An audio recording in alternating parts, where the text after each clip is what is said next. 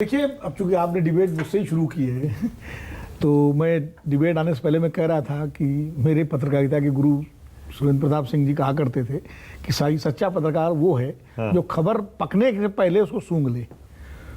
तो हमारे अखबार में इस तरह की खबर हम लोगों ने अपनी वेबसाइट पे भी चलाई है, आपने देखी है।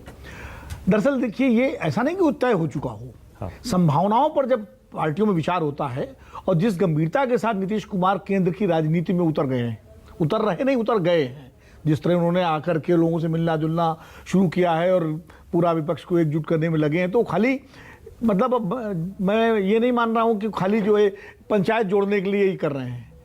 उनका पूरा निश्चित एजेंडा है, वो 2024 का पूरा दांव खेलना चाहते हैं। वो बिहार अगर छोड़ेंगे तो किसी बड़े कॉज के लिए छोड़ेंगे, और वो बड़ा कॉज क्या हो सकता है? 24 से बेहतर कोई समय नहीं हो सकता जब कोई गैर भाजपा गैर कांग्रेसी नेता अपने लिए कोई संभावना देख सके। क्योंकि अगर मान लीजिए किसी पार्टी को एक बहुमत मिल रहा हो, जैसे बीजेपी को मिल जाए, तो किसी गैर भाजपा नेता का चांस नहीं है, ना गैर कांग्रेस नेता का चांस है। अगर कांग्रेस को बहुमत मिल जाए तो भी चांस नहीं है। चांस तभी होता है जब कुछ मिली जुली सरकार बनने की कोई स्थिति बने। अब 24 का जो चुनाव है वो अभी तो बिहार के घटनाक्रम से पहले तो हम सब मान के चल रहे थे कि वो एक तरफा है, जिस तरह विपक्ष की हालत है। लेकिन बिहार ने इसको ओपन इसलिए किया है कि थोड़ा समीकरण, सामाजिक समीकरण इधर से उधर हुए हैं। अब वो कितना असर डालेंगे, कहाँ तक जाएंगे, ये सब चीज़ें अभी भविष्य के गर्भ में है। लेकिन एक विशेषज्ञ के तौर पर हम लोगों का जो आकलन है तो ये है कि उत्तर प्रदेश और बिहार का जो सामाजिक गणित है वो हमेशा सामाजिक न्याय की जो शक्तियाँ हैं, जिनको मंडलवादी शक्तियाँ भी कहा जाता है, और अगर उत्तर प्रदेश की राजनीति, हालांकि उत्तर प्रदेश की राजनीति में अयोध्या, मथुरा, काशी तीनों हैं, उनका भी बड़ा प्रभाव हो गया 80 के बाद से, अयोध्या आंदोलन के बाद से। लेकिन उसके पहले उत्तर प्रदेश में जो मध्य जातियां हैं, जो किसान जातियां हैं, वो चौधरी चरण सिंह के नेतृत्व में और समाजवादियों के नेतृत्व में जो एक मिली जुली जो ताकत बनी थी राजनीतिक, उनके साथ जुड़ी रही हैं हमेशा। उसमें यादव, कुर्मी, जाट, गुजर, सैनी, कुशवाहा, मौर्य, शाक, बघेल, ये सारी जातियां बड़े तौर पर। इसलिए नीतीश कुमार जी भी उसी धारा से आते हैं, अखिलेश यादव उसी धारा के हैं, और लालू प्रसाद यादव की जो पार्टी वो भी उसी धारा की है। अगर नीतीश कुमार ये जोखिम लेते हैं, जो कि जोखिम होगा, आपने सही कहा, मैं तो कह रहा हूं उत्तर प्रदेश ये 1960 का या 1980 का उत्तर प्रदेश नहीं है। आज ये 2022 का उत्तर प्रदेश है, जिसकी बुनियाद 1990 में राम मंदिर आंदोलन दौरान रख दी गई थी। आज उत्तर प्रदेश जहां 62 सीटें अकेले बीजेपी जीत रही हो, जहां कुर्मियों की सबसे बड़ी पार्टी उत्तर प्रदेश की अपना दल बीजेपी के साथ हो, अनुप्रिया पटेल के, हालांकि उसमें डिवीजन है, कृष्णा पटेल जो है सपा के साथ हैं, लेकिन ज्यादा प्रभाव उनका है।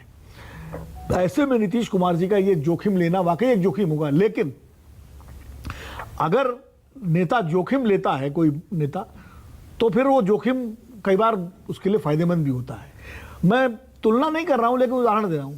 मोदी जी जब 2014 में लड़े, जब उत्तर प्रदेश से लड़ने का उन्होंने सोचा, तो कई सीटों पर विचार हुआ। लखनऊ पे विचार हुआ, कानपुर के बारे में भी चर्चा हुई, और आखिर में बनारस चुना उन्होंने।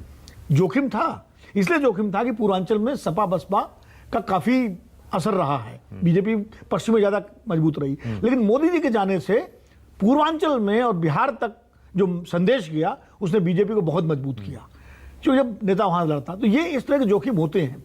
और जाहिर है अगर सामाजिक गणित के साथ अपने चुनाव हार गए तो कौन? नीतीश कुमार, अपने एक बीजेपी के नेता, मैंने 2-3 लोगों से बात की, वो कह रहे हैं कि वो अपनी सीट नहीं बचा पाएंगे अगर यूपी में आके चुनाव लड़े। ये तो बीजेपी के नेता तो कहेंगे ही, बीजेपी के नेता क्यों नहीं कहेंगे? बीजेपी के नेता थोड़ी कहेंगे नीतीश कुमार थम मेजॉरिटी जीत जाएंगे।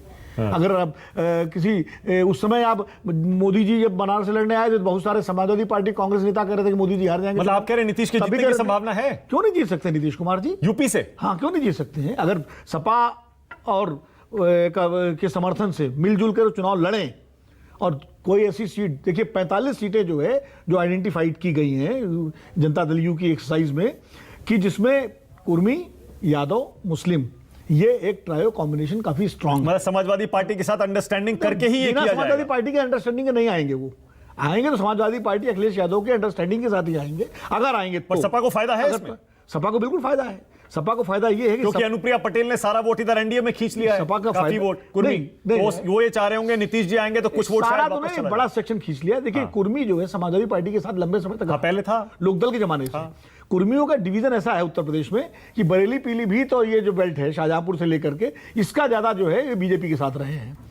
बड़े नेता तमाम, संतोष गंगवार से लेकर के और कई नेता हुए हैं वहाँ पर जो कुर्मियों के नेता हैं। दूसरी जो बेल्ट है जो मध्य उत्तर प्रदेश की है, जिसमें कानपुर देहात है आपका, बाराबंकी और लखनऊ, और उसके बाद पूर्वांचल तक बहराइच और ये सारा बेल्ट है, इलाहाबाद, फूलपुर वगैरह जो है, भदोही, ये जो है, और पूर्वांचल का भी, ये लंबे समय तक लोकदल और समाजवादी पार्टी के साथ रहा था। और बुंदेलखंड का जो रीजन है, बांदा और उधर का, वो बसपा के साथ रहा था, कुर्मियों का। जंग बहादुर पटेल वगैरह कभी बसपा में हुआ करते थे, बाद में वो यहाँ सपा से लड़े। तो उस हिसाब से अखिलेश जी को फायदा ये होगा कि अगर नीतीश कुमार उनके साथ मिलकर लड़ते हैं तो अखिलेश जी को ये एक मौका होगा कि कुर्मी वोटों को वापस सपा की तरफ खींच सकें।